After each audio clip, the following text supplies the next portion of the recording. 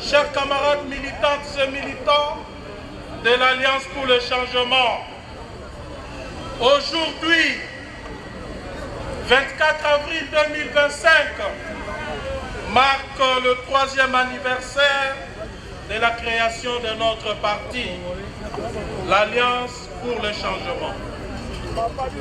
À travers ma personne, ce parti avant-gardiste est très heureux et honoré de vous accueillir en ce jour à l'esplanade de son siège national pour commémorer cet événement qui désormais restera gravé dans l'histoire politique de notre pays.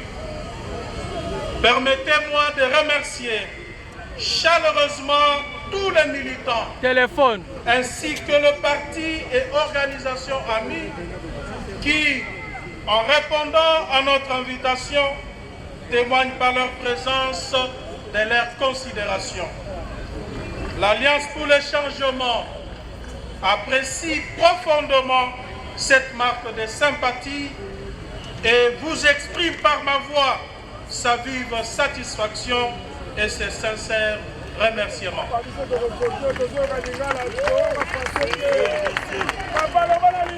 Nous sommes réunis ici non seulement pour célébrer le 3e anniversaire de notre parti, mais aussi pour rendre hommage à la force indomptable de notre mouvement, à la résilience de nos militants et à l'espoir qui brille dans le cœur de chaque Congolais. Il y a 3 ans, face à un pays en déliquescence, marqué par une politique arrogante, inconséquente, séparatiste et dépourvue de vision, menée par un régime impopulaire et dictatorial, animé par des acteurs opportunistes et incompétents, la lutte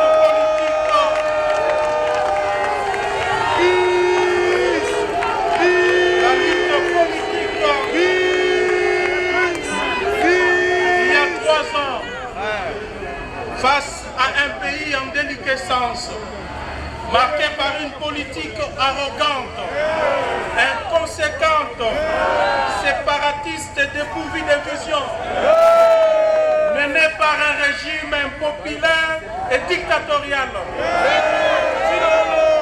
animé par des acteurs opportunistes et incompétents. La lutte politique et constitutionnelle s'est imposée comme la seule alternative à la dérive constatée. L'échec de la classe politique qui dirige notre pays depuis son accession à l'indépendance, avec un système politique à la fois prédateur et oppresseur, et la nécessité de la renouveler par des femmes et des hommes nouveaux, capables de sortir le pays de l'ornière dans laquelle l'a plongé le régime actuel, nous ont interpellés de nous battre pour un avenir meilleur. Un avenir où chaque voix compte, où tous les citoyens sans distinction de tribus ni de provinces ont droit de bénéficier du fruit de la redistribution du revenu national et du vivre dignement. Aujourd'hui, force est de constater que cette vision rencontre largement l'adhésion des Congolais.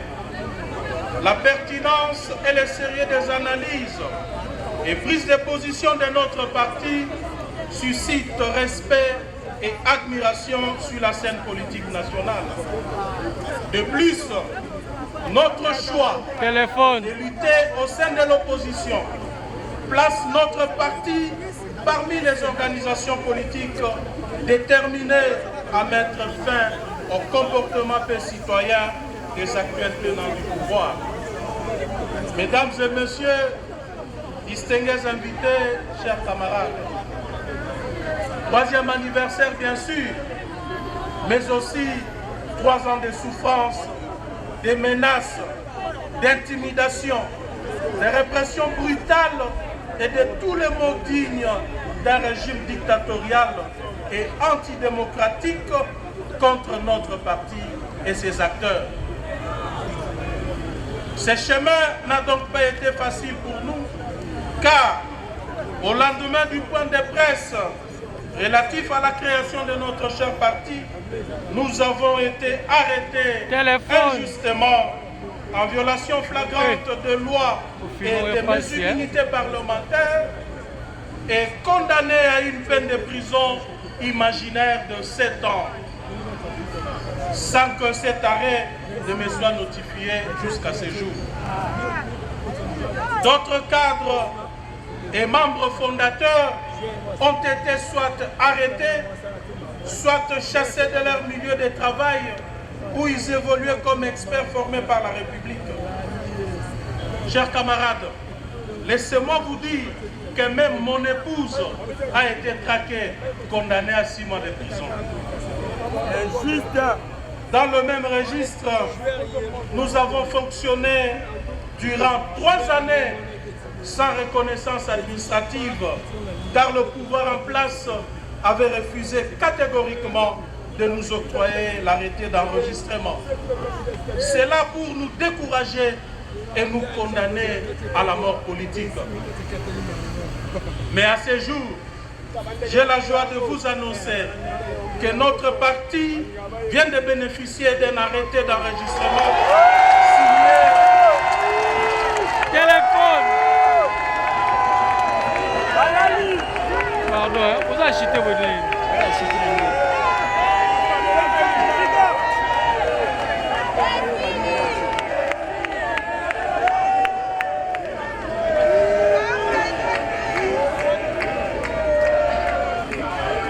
Signé, vous vous en doutez, il y a 10 jours seulement. Je ne terminerai pas ce registre sans rappeler les attaques répétées contre notre siège par peur de notre montée en puissance, occasionnant plusieurs blessés graves et de nombreuses pertes en matériel. Toutes ces injustices, loin de nous briser, ont renforcé notre détermination et chaque coup porté contre nous a été un appel à la résistance. Chaque pierre lancée, chaque porte ou vitre de notre siège brisé a renforcé notre solidarité. Nous avons transformé la douleur en force, la peur en courage. Chers camarades, nous avons cru en ce rêve et aujourd'hui, il est devenu réalité. Ce chemin n'a pas été facile. Il a été parsemé d'obstacles, de doutes et de défis. Mais ensemble, nous avons franchi chaque étape portée par notre conviction et notre engagement. À vous, chers cadres et militants de l'Alliance pour le changement, je veux vous dire sincèrement merci.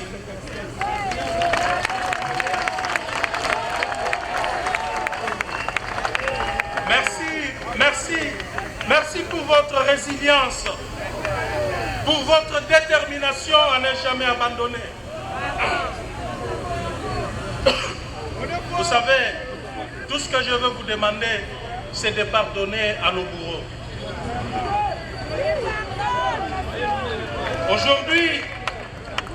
Aujourd'hui, nous célébrons la grandeur de notre organisation. La mobilisation de ces jours démontre la force indomptable du courage et de notre détermination. Vous êtes le fer de lance de cette lutte. Vous êtes le véritable héros de ces jours.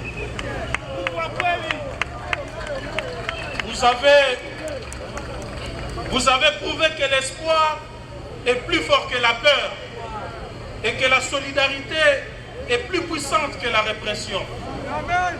C'est d'ailleurs grâce à vous, grâce à votre résistance, que je suis libre aujourd'hui.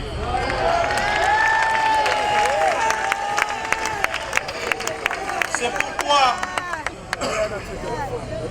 redoublons d'efforts Intensifions notre mobilisation et montrons à tous que rien ne peut arrêter ceux qui croient profondément à leur idéal. Ne baissons pas la garde, c'est maintenant que tout se joue. Merci beaucoup. Vous êtes de ceux qui n'ont pas pu s'exprimer. Vous êtes la voix de ceux qui n'ont pas pu s'exprimer. Vous êtes le visage de notre avenir, dont la vision devra porter sur le changement intégral du système de gouvernance qui, depuis l'indépendance, est corrompu et caractérisé par la prédation au sommet de l'État. Mesdames et messieurs, distingués invités, chers camarades, au moment où nous célébrons cet anniversaire, le régime actuel au pouvoir a plongé les nations dans des souffrances insupportables. Nous sommes tous témoins de l'effritement de l'État. Le pays sombre. Tous les indicateurs de la vie socio-économique sont au rouge. La dégradation progressive et dangereuse de la situation sécuritaire durant les 2 mandats successifs du régime de Félix Tshisekedi atteste l'incapacité du pouvoir à apporter des solutions souveraines dans les domaines stratégiques comme la défense du territoire national et la protection des personnes et de leurs biens. L'insécurité grandit au jour le jour, tant dans la partie orientale du pays qu'à l'ouest avec les phénomènes Mobondo et au niveau de toutes les entités urbaines, laissant nos populations dans la plus grande détresse. La RDC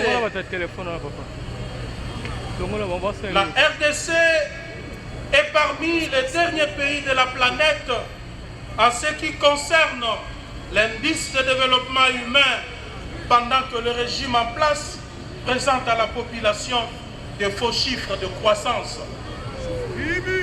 Au lieu de la transparence et la responsabilité, nous avons vu se développer l'opacité et l'impunité.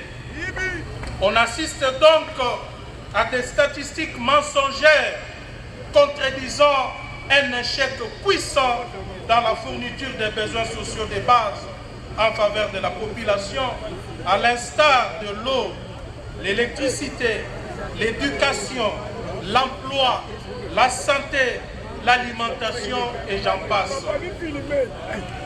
Il en est de même de l'absence de services publics de qualité.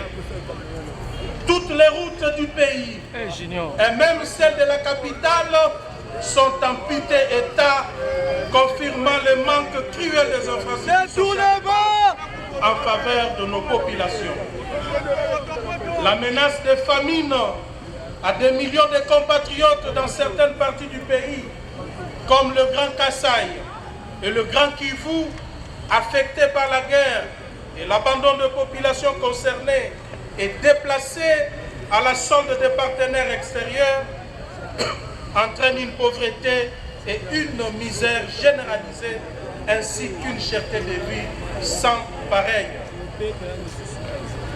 L'unité nationale est brisée et la division éhontée de la population par le tribalisme institutionnalisé entame honteusement la cohésion nationale.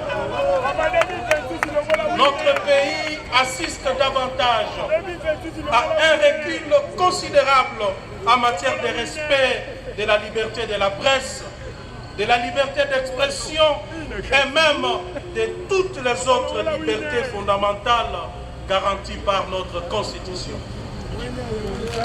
L'image de la RDC est désormais ternie. Ternie au niveau international par la politique d'oppression du régime, motivée par des accusations de faux complots et des montages grossiers contre certains leaders de l'opposition. La mauvaise gouvernance politique et économique, consacrant en 6 ans de gestion seulement le plus grand nombre de scandales financiers jamais connus de tous les régimes qui se sont succédés à la tête de notre pays. Les Congolais sont impuissants face à l'instrumentalisation de l'appareil judiciaire et des services de sécurité civile et militaires pour des fins personnelles. Les antivaleurs telles que la corruption, la concussion, les détournements des deniers publics, les népotismes, le clientélisme et les mensonges sont devenus la norme. Les nominations à des postes clés ne se font plus sur base du mérite, mais sur des considérations personnelles, politiques et tribales. Les compétences sont sacrifiées sur l'autel des intérêts partisans, avec pour conséquence miner l'efficacité de nos institutions et de compromettre l'avenir de notre pays. Comment pouvons-nous espérer un changement positif lorsque ceux qui sont censés diriger notre nation sont plus préoccupés par leur propre enrichissement que par le bien-être de la population? Fort de ce qui précède, le régime en place a pris l'option de réduire le peuple au silence au moment où eux et leurs familles, leurs amis et leurs partenaires financiers mafieux pillent les caisses de l'État et les ressources naturelles du pays. La dette publique dans notre pays explose vers la hausse et on assiste chaque jour au phénomène de nouveaux riches à millions, voire à milliards de dollars. Milliards de dollars américains. Mieux de nouveaux voleurs, arrogants et cupides devant une impunité.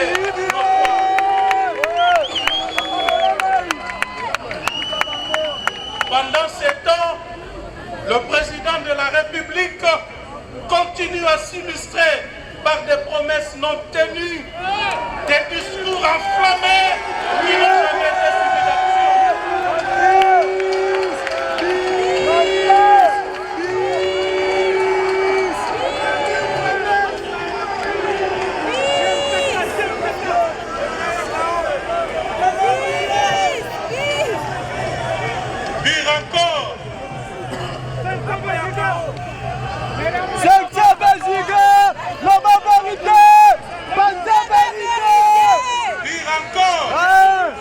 Le régime en place, qui a lamentablement échoué, a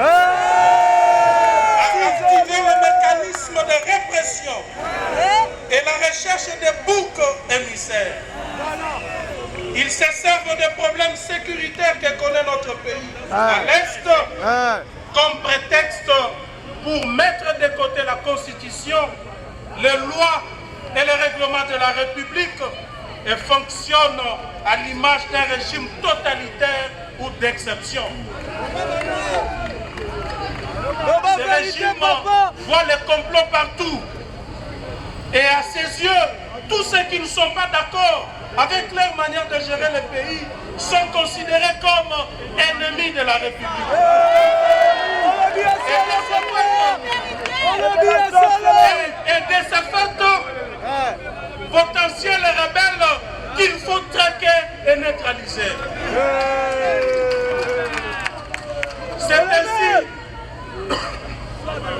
C'est ainsi qu'ils accusent, arrêtent et emprisonnent arbitrairement tous ceux qui gênent les visées autocratiques et tyranniques mises en place. C'est aussi ces mêmes visées autocratiques qui ont conduit le régime à la tentative de création du soi-disant gouvernement d'union nationale, dont le but est de rallier tout le monde derrière une vision qui n'existe pas, mieux une cause perdue d'avance.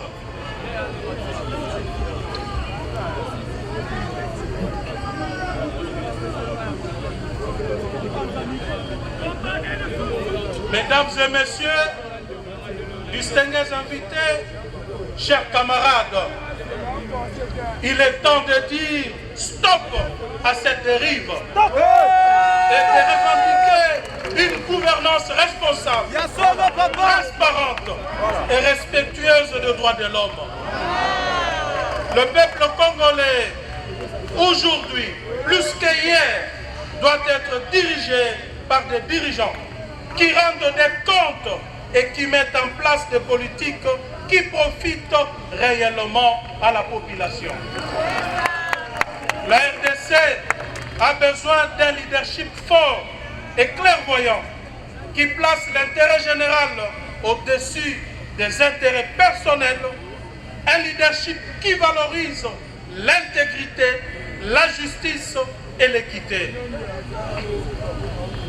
C'est devant cette réalité que l'Alliance pour le changement se présente comme une alternative crédible à travers sa vision claire du développement de notre pays qui devra se fonder sur 3 piliers principaux que sont la refondation de l'État, la transformation de l'homme congolais et les réformes de toutes les institutions publiques.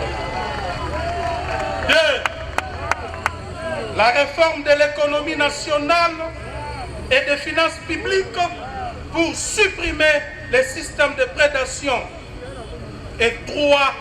La révolution sociale intégrale qui renversera la pyramide à travers la priorité du développement à la base et surtout les changements du Congolais et du Congo.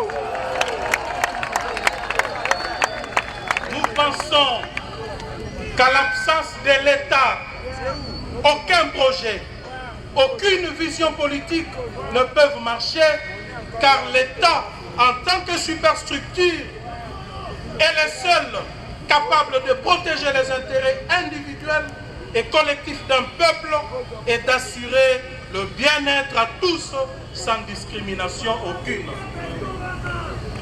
En parlant de la refondation de l'État, je ne fais nullement allusion à l'État dans sa configuration matérielle, mais plutôt dans sa dimension cosmogonique pour lui doter de toutes ses capacités défensives et offensives afin de lui permettre de réagir à temps et à contre-temps. Merci beaucoup. L'État-nation que nous allons construire demain aura 6 piliers notamment. L'armée, la police, les services de sécurité, l'appareil judiciaire, l'administration publique et la diplomatie. 520 gigas, Ces instruments nous aideront à asseoir l'autorité de l'État afin d'imposer l'ordre et la discipline dans tous les domaines de la vie de cette nation.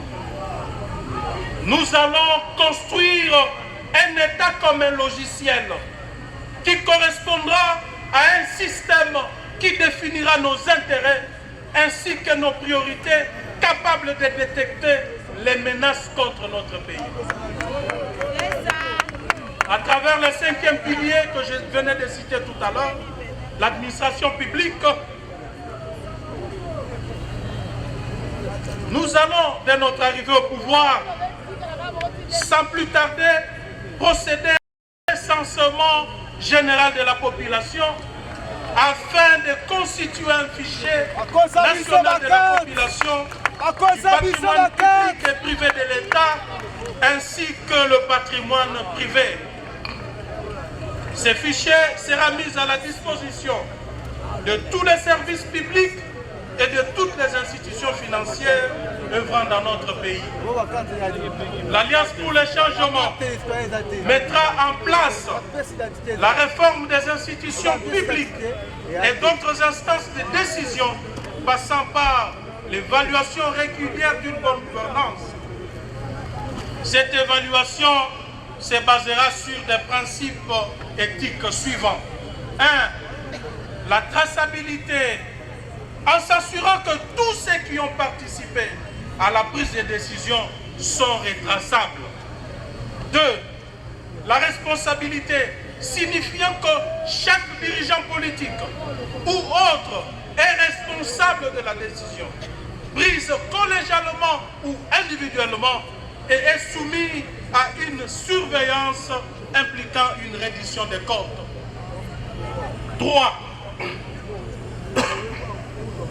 La transparence dans la gestion, c'est-à-dire l'obligation de rendre compte au peuple congolais.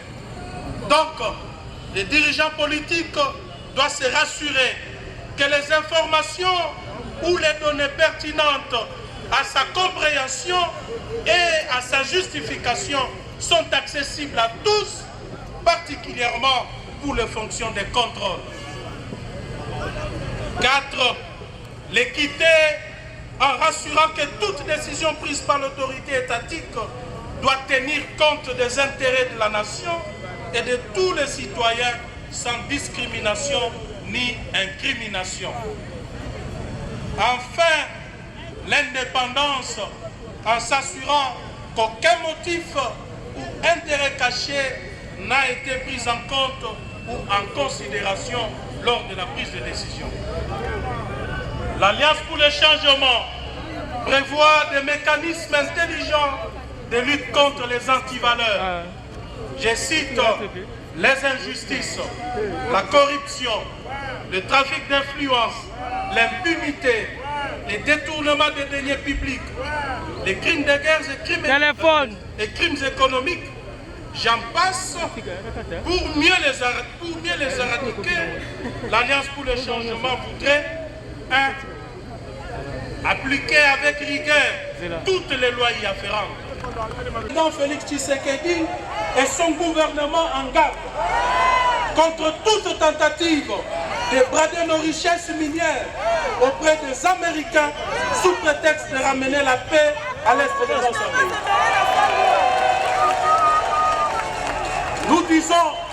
Nous disons aux Américains que l'incapacité du régime de Kinshasa à sécuriser les Congolais n'est pas due au manque de moyens, mais plutôt à la mauvaise gouvernance, la corruption, la concussion, les détournements des deniers publics.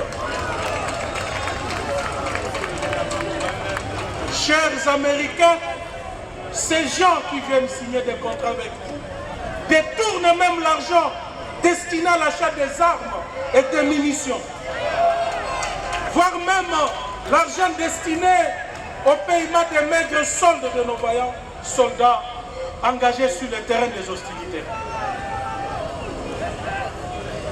Nous demandons aux Américains, nous demandons aux États-Unis d'Amérique qui est un État respectueux des principes en matière de bonne gouvernance et de la démocratie, de pouvoir réexaminer la question sur ces projets de contrats et de se rassurer que l'argent issu de ces contrats ne pourra pas enrichir des individus au détriment du peuple congolais, à l'instar du contrat chinois et triste mémoire. Quant à nous, nous réserverons de tous les droits que nous reconnaît la Constitution de la RDC pour nous opposer à un projet qui ne visera pas l'intérêt de notre peuple. Mesdames, en République démocratique du Congo, demain sera meilleur.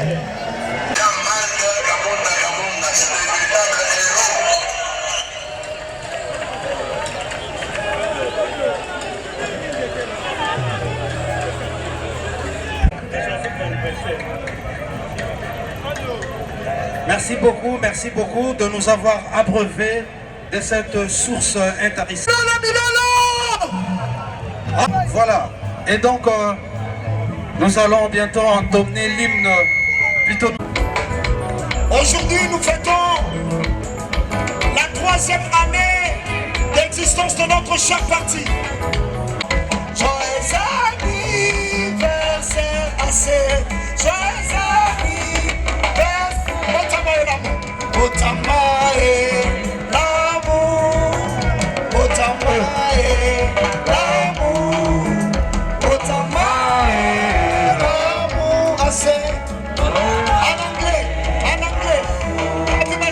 Happy birthday to you.